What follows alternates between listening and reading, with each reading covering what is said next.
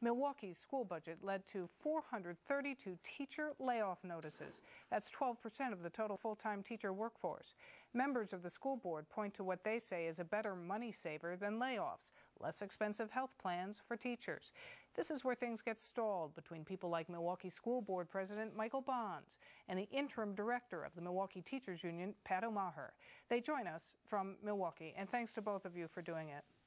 Thanks for inviting me. Thanks for inviting me. Well, first to you, Dr. Bonds. The total number of layoffs, I understand, is closer to 700 when you count in teacher assistants. And this is the first time, I further understand, the teachers have been laid off since 1982. Was there truly... Go ahead. The total number of teacher layoffs is 482, and the total number of jobs is 900. Wow. Over 900 that is a truly large number of layoffs. Was there nowhere else to cut?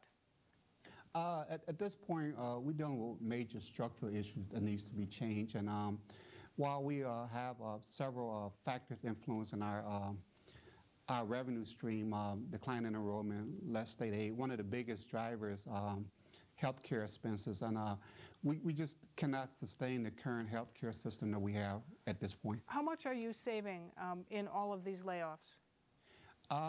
If we was to have the union agree to switch to a lower plan, we could save an estimated $48 million per year. How much do you save in the layoffs? Well, if I could just... Go ahead, Mr. Mahar. The figure of 48 million is not correct, at least according to the board's documents.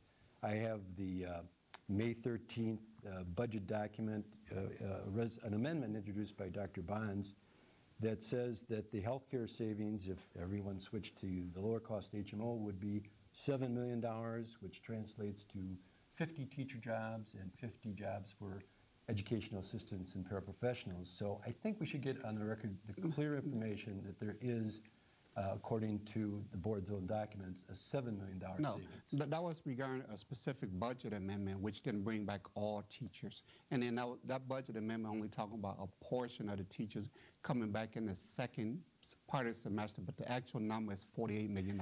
So if every teacher switched to the lower cost plan, it would be 48? Yes, $48 million a year, and that's the equivalent of 480 teachers we could save. Well, I got to disagree again, because we have no information that supports that. We've asked for it at the bargaining table. It's never gotten to the bargaining table, and I think that we ought to deal with the facts here, not... Well, Mr. Mahar, let me ask you this. These Dr. are Bonds? actually facts, because even the McKinsey report indicated the $48 million saving. Mr. Mahar, I want to ask you this. If this, you say it hasn't gotten to the bargaining table, but if it did get to the bargaining table, would your membership accept concessions in their health care plans to take a less expensive plan? What we've been doing at the bargaining table for years is working with the school board to keep costs down. For example, a few years back, we introduced a health and productivity management, a wellness plan, that in its first year of operation saved the district over $1 million. So we have, year in, year out, worked with the school board at the bargaining table to seek solutions. The problem this time, the bargaining that the school board is doing is in the newspaper, and not at the table. And I would disagree. What we're doing, we're making people aware of the facts. The facts is that we laid off 480 teachers, and those was, in my opinion, avoidable layoffs. And I truly believe with the stroke of a pen that those 480 jobs could be saved if the union agreed to a lower health care plan. Currently, we have two plans. One is Aetna and one United. The Aetna family plan is $21,000. And then the United family plan is $4,000, so you got $14,000, so you got over $7,000 gap there. And then the United health plan is over $10,000, and the single family plan is $6,000, so it's a $40,000 gap there. And based on all the numbers I got, if everyone was to switch to the lower plan, we'll save over $48 million. And I think it's very unfortunate that we had 482 teachers being laid off, and in my opinion, those were avoidable layoffs. Mr. Mahar, let me ask you that question again. Would your membership accept the lower-priced health plan in return for not having the layoffs? I don't believe our members should ever be asked that question in the context of having no choice. What we have in the contract now for teachers is the two different choices. and over 8% of our members choose the more traditional PPO plan than the HMO. The 20% that choose the HMO, that's their choice, but we know from our surveys of our members, from bargaining year after year, that our members are just like all of the other teachers in the rest of the state. There is no district in the state that has only an HMO option for teachers, and I don't believe going forward that this district should not provide the benefits that all the other teachers in the state have, especially when our salaries are at the bottom of the surrounding districts. So you're willing to take the layoffs instead of that? I mean, aren't the days of these full-bore Cadillac plans long past? They are at AMPS, and it's very unfortunate because I received numerous calls from teachers complaining about they haven't had the opportunity to vote, and their union leadership has not contacted them relative to giving them the opportunity to vote.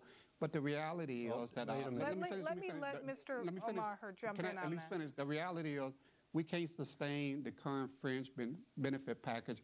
We one of the few government entity in the nation that provides this high level, right. And then also there's no co-payment on a lot of the stuff. We just can't sustain it. Mr. Maher, what about that, your members not being given the choice to make this decision? The choice that our members make goes like this. First, when we survey them going into bargaining, and the choice they've clearly stated, all of our units, is that they want to maintain the same high-quality benefits that all of the other teachers have in this state. And that's what we have, no more, no less. And secondly, when we go through the process of bargaining and we reach an agreement, there is a vote, and that is the ratification vote. We as a union won't go back to our members without getting the best possible bargain that we can at the table. And we have not yet seen any indication, any data that says the hyped up number here has any validity at all. The number is not hyped, those actual numbers, and you know that.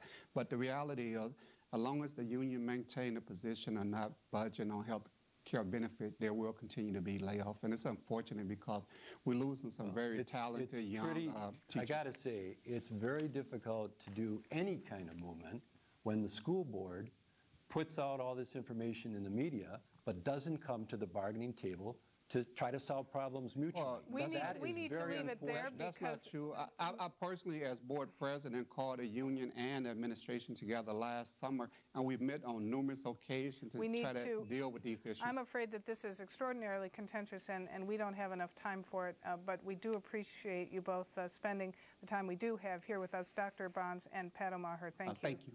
Thank you.